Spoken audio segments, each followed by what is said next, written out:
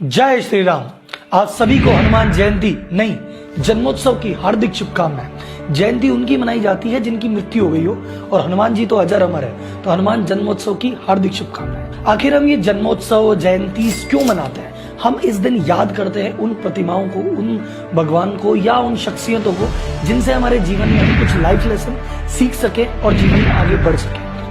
तो आज हम हनुमान जन्मोत्सव के उपलक्ष्य पे आज इस वीडियो में डिस्कस करने वाले हैं 5 लाइफ लेसन जो हनुमान जी की लाइफ से अपन सीख सकते हैं और जीवन में उतार के काफी आगे जा सकते हैं। तो करते हैं वीडियो की शुरुआत।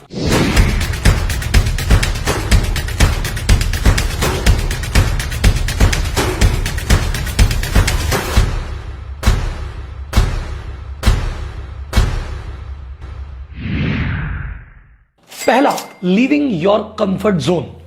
हनुमान जी किनके बेटे थे? केसरी भगवान जी के बेटे थे। उनके पास सभी शक्तियां थी, बचपन से काफी ताकतवर भी थे, और उसके अलावा एक राजा के बेटे थे, तो उनके टेंशन किस बात की थी? समस्त सुख सुविधाएं थी, लेकिन उन्होंने ज्ञान की भूख के लिए उन्होंने कहा सूर्य भगवान के पास शिक्षा ली, फिर सुग्रीव जी के पास गए और आजीवन राम जी की सेवा में रहे, और आज भगवान माने जाते हैं और हर जगह, हर गली, हर कोने पे उनका मंदिर है। क्यों? क्योंकि उन्होंने अपने कंफर्ट जोन को छोड़ा। एक बार जस्ट इमेजिन कीजिए, वो राजाओं वाली जिंदगी जी रहे होते कि केसरी भगवान का भैया बेटा हूं, क्या दिक्कत है, राज शासन करूंगा, खूब सारी ताकत है, उतना नाम नहीं होता। इनफैक्ट ऐसा कहते हैं कि वनवास जाने के बाद भी श्री राम हुए, अयोध्या रह जाते तो राजा राम रहते। सिद्धार्थ एक राजा थे, लेकिन जब वो वन चले गए तब जाके वो गौतम बुद्ध बने। तो जब तक आप अपना कंफर्ट जोन छोड़ोगे नहीं, जिंदगी में कुछ भी महान या मेंशन करने लायक पा नहीं पाओगे। तो जब भी कभी आपको चेक करना है कि मैं जीवन में ग्रोथ कर रहा हूं या नहीं, चेक कीजिए कि आप कंफर्टेबल है। आप कंफर्टेबल है तो मतलब आप ग्रोथ नहीं कर रहे हैं, और आपको लग रहा है चैलेंज है जीवन में, कुछ न कुछ लगा हुआ है, इसका मतलब आप ग्रोथ कर रहे हैं। सेकेंड क्वालिटी जो हनुमान जी की थी वो थी स्ट्रेंथ बट ह्यूमिलिटी। ताकत थी, अकूट ताकत थी। सूरज जी को बताओ, जिन्होंने सूरज जी को बचपन में निगल लिया, क्या ताकत होगी उनकी? इतनी ताकत वाले थे, लेकिन उनमें विनम्रता कूट कूट के भरी हुई थी। आप इतने बड़े इतिहास में एक भी ऐसा इंसिडेंस नहीं है जब हनुमान जी को अहंकार हो गया। हनुमान जी निरहंकारी थे। इसके कई हमको किस्से देखने को मिलते हैं कि जब उनको समुद्र लांघना था, बीच में उनको सुरसा मिली। सुरसा ने कहा भैया हम तुम्हें खा जाएंगे, एक बार मेरे मुंह में तो जीव को आना ही पड़ेगा।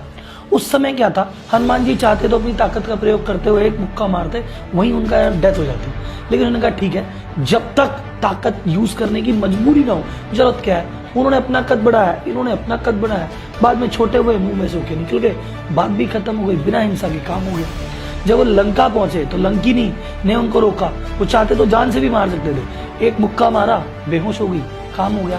तो जहां भी उन्होंने कभी भी प्रयास नहीं किया कि मेरी स्ट्रेंथ दुनिया को दिखाऊंगी, देखो मैं कितना महान, कितना ताकतवर, जब जितने की जरूरत हुई उतना काम किया। लंका का दहन भी उन्होंने इसलिए किया था ताकि सीता माता को लग रहा था ये बंदर है, इसकी बस की कुछ नहीं है, क्या होगा, तो सीता माता का डर भगाने के लिए अशोका वाटिका में उन्होंने उत्पात मचाया। जब उन पर अटैक किया गया, जब उन्हें बंदी बनाया गया, तब प्रभु श्री राम का प्रताप दिखाने के लिए उन्होंने लंका में आग लगाई। कभी खुद के लिए उन्होंने कुछ नहीं किया। तो आप में कितनी ही स्ट्रेंथ हो, कितनी ही ताकत हो, हमेशा विनम्रता से रहें और जितनी जरूरत हो उतना काम मिले। अगर लात से पहले बात से बात बने तो बना लीजिए। थर्ड क्वालिटी जो आप हनुमान जी से सीख सकते हैं वो है कम्युनिकेशन स्किल्स। हम कहते हैं कि यार हम MBA में सीख लेंगे, ये कोर्स कर लेंगे, वो कोर्स कर लेंगे। आप एक बार सुंदरकांड पढ़ो या रामायण पढ़ो, आपको पता पड़ेगा क्या एक्सीलेंट कम्युनिकेशन स्किल्स थे। कम्युनिकेशन स्किल क्या है? जो बात आप कहना चाह रहे हैं वो सामने वाले तक पहुंच जाए उस एंगल से कि जिस तरह से सामने वाला समझ जाए और आपका काम हो जाए। जब उन्होंने बात की सुग्रीव जी से तो एक सेवक के जैसे बात की या मित्र के जैसे बात की। जब राम जी से बात की, एक भक्त के जैसे बात की। जब वो अशोक वाटिका में गए, सीता जी डरी हुई थी, तो उनको संभालने के लिए सबसे पहले क्या किया? डायरेक्ट जाके प्रकट नहीं हुए, पहले उन्होंने मुद्रिका भेजी। तब उन्होंने कहा कि अरे मैं माता राम जी का भक्त हूँ। उस समय कहते मैं हनुमान हूँ, मैं ये हूँ। राम जी वो जानती नहीं ना। उन्होंने कहा सीता जी किससे मानेगी? कि राम जी की कनेक्शन से। अब मैं राम भक्त में मातू जाऊंगी। Communication skill. जब रावण के सामने गए तो रावण ने कहा कि भैया तू आखिर है कौन, तेरे को तो मैं ये कर दूंगा। उस समय आपको क्या लगता है? आप दुश्मन के सामने खड़े हैं, आप क्या चाहते हैं? अपर हैंड, कि दुनिया माने कि हम क्या है। तो ये कैसे बात कर रहे थे कि हाँ मैं जानता हूँ, वही ना सहस्त्र बाहुन हमारा, वही है ना तू, हाँ वो बाली कंधे में लेके घूम रहा था, वही है ना तू। कुल मिला के उसका घमंड एकदम नीचे। वो ऊंचे सिंहासन पे बैठे थे तो खुद की पूंछ का सिंहासन उससे भी ऊंचा करके बैठ गए। तो ये कम्युनिकेशन स्किल है कि जहां डराना था वहां डराया, जहाँ धमकाना था वहां धमकाया, जहाँ प्रेम से बात करनी थी माता से वो की, और जहाँ कुछ पता करना था वहां विभीषण के पास भेष बदल के गए कि यार यहाँ सब लंका की नगरी है, तुम यार राम जी का नाम ले रहे हो, ये क्या चक्कर है। तो वो भेष बदल के गए। तो कब किससे कैसी बात करनी है सीखनी है तो हनुमान जी से बढ़िया कम्युनिकेशन मास्टर कोई है ही नहीं। Fourth point, perseverance. Hanuman ji अगर किसी चीज के पीछे एक बार लग गए भाई साहब वो चीज होनी होनी है। हम कहते हैं हर चीज में सर हमने ये प्रयास किया था, मैंने देखो जॉब करी ज्वाइन, 2-3 महीने हुए फिर बैठा नहीं, मैंने छोड़ दिया। मैंने बिजनेस चालू किया 6 महीने हो गए चला नहीं, मैंने छोड़ दिया। मैं तैयारी कर रहा था एग्जाम की 2 बार में हुआ नहीं, मैंने छोड़ दिया। हनुमान जी ने अगर कुछ डिसाइड कर लिया कभी छोड़ा नहीं। जैसे ही शक्ति लगी थी लक्ष्मण जी को तो सबने कहा भैया लक्ष्मण जी की हो गया, अब इनको तो सूर्योदय तक बचाना है, क्या करें। तो सब उम्मीद छोड़ चुके थे, इन्होंने नहीं छोड़ी। बोले बचाना है, क्या चाहिए क्या चाहिए। बोले यार उसके लिए तो वैद्य लाना पड़ेगा। बोले डन, मैं लेके आता हूँ। वैद्य लेके आ गए।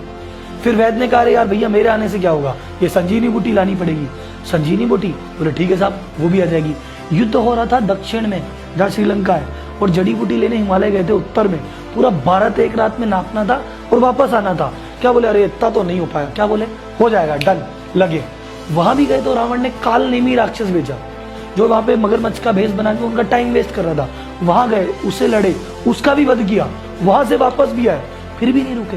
रास्ते में आ रहे थे, भरत जी ने शक्ति मार दी, वहां भी नहीं रुके, लाके ही दम किया। यह है प्रिजर्वेंस।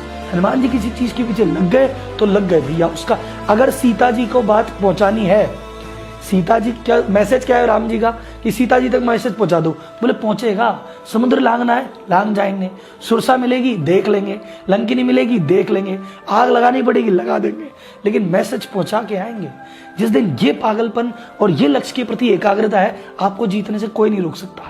बोलो जय Bajrangbali. Last but not the least, fifth quality, surrender to the God.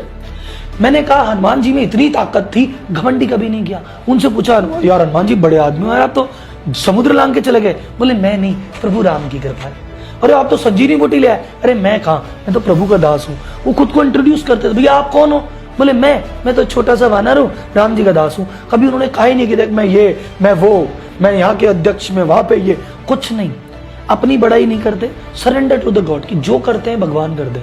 और यही उनकी शक्ति का असली सोर्स था।